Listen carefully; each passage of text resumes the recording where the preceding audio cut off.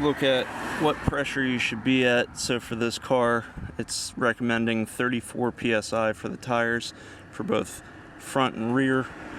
So here you would be able to see that it says max pressure 44 psi.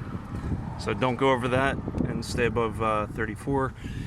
The other thing to note is if it's overinflated, you're going to have more wear in the center of the tire. If it's underinflated, you'll have more wear on the outside of the tire. So you want to try to keep it as close to the recommended value as possible.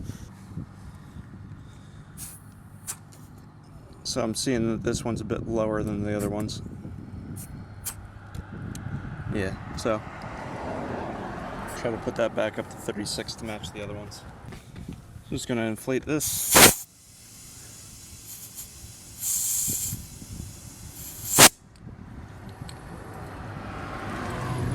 Check it.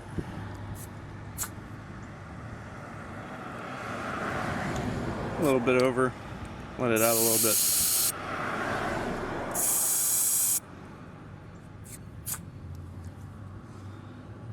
And it's about the same as the other tires, so I think we're good to go. And then you would just put your valve stem caps back on.